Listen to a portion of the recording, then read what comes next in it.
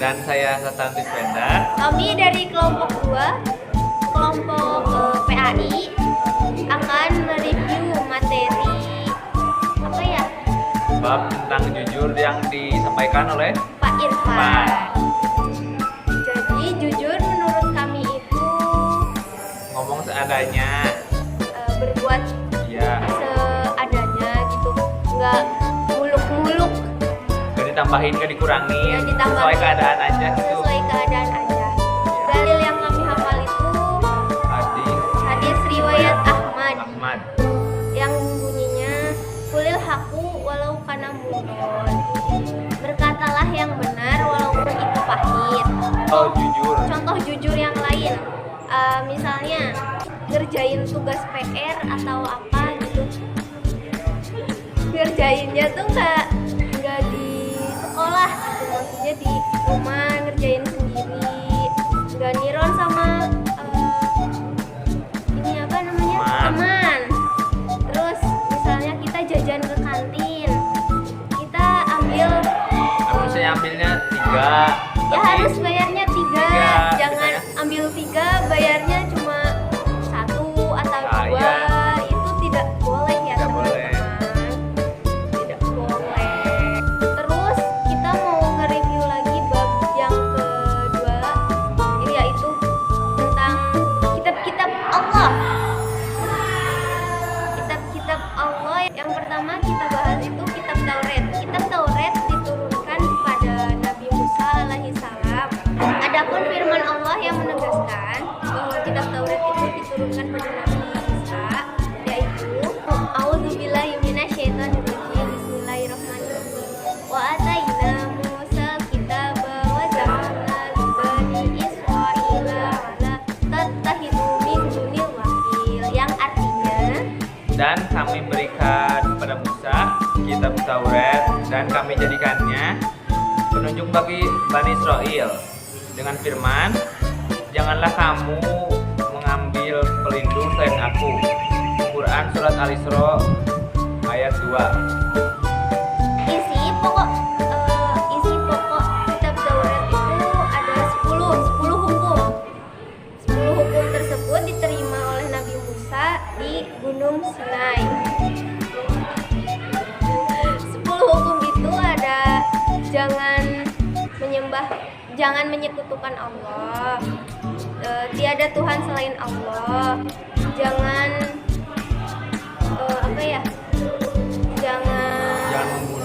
jangan membunuh, jangan mencuri, berzina, mensucikan hari Sabat, hormati kedua orang tua, jangan bersumpah palsu, jangan menginginkan milik orang lain. Kedua ada kitab Zabur. Kitab Zabur diturunkan pada Nabi Daud alaihissalam sebagai petunjuk untuk kaum Bani Israel. Adapun ayat yang menegaskan keberadaan kitab Zabur yaitu Quran surat An-Nisa ayat 163. Kitab Zabur sendiri itu berisi pujian-pujian dan hukum-hukum, nasihat-nasihat, hikmah, dan sanjungan-sanjungan kepada Allah Subhanahu wa taala. Secara garis besar, nyanyian rohani yang disenandungkan oleh Nabi Daud alaihi salam dalam kitab Zabur terdiri atas 5 macam. Yang pertama ada nyanyian untuk memuji Tuhan, yang kedua ada nyanyian perorangan sebagai rasa syukur, yang ketiga ada ratapan-ratapan jemaah, yang keempat ada ratapan dan doa individu, yang kelima ada nyanyian untuk raja, yang ketiga ada kitab Injil. Kitab Injil diturunkan pada Nabi Isa alaihi salam.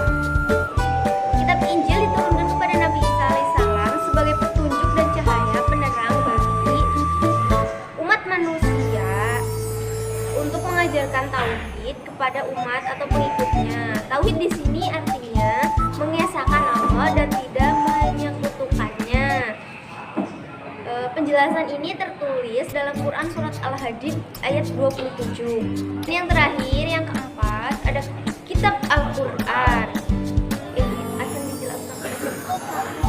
Nah, kitab Al-Quran itu kitab yang diturunkan kepada Nabi Muhammad SAW melalui malaikat Jibril. Ya. Al-Quran diturunkan tidak sekaligus, melainkan secara berangsur-angsur, tahap. Jadi bertahap ya guys, nggak langsung jadi buku Al-Quran. Ya langsung buku. Nah, Al-Quran itu diturunkan selama kurang lebih 23 tahun atau tepatnya 22 tahun, 2 bulan, 22 hari. Al-Quran terdiri atas 30 juz, 114 surat. Adapun intisari Al-Quran yang terdapat pada Quran surat Al-Baqarah ayat 2 yang bunyinya A'udzubillahi minasyaitonirrajim. Bismillahirrahmanirrahim. Dzalikal kitabul la raiba fihi hudal lil muttaqin. Yang artinya, kitab Al-Quran ini tidak ada keraguan padanya, petunjuk bagi mereka yang bertakwa. Terus, Nah, ada nih nama-nama lain dari Al-Quran. Ada 5. Yang pertama Al-Huda, itu artinya sebagai petunjuk seluruh umat manusia. Yang kedua itu Al-Furqan, artinya Al-Quran sebagai pembeda antara yang baik dan buruk. Yang ketiga ada Al-Syifa, artinya Al-Quran sebagai obat atau penawar. penenang hati. Ya. Yang keempat itu ada Azikro, yang artinya Quran itu sebagai peringatan adanya ancaman dan balasan.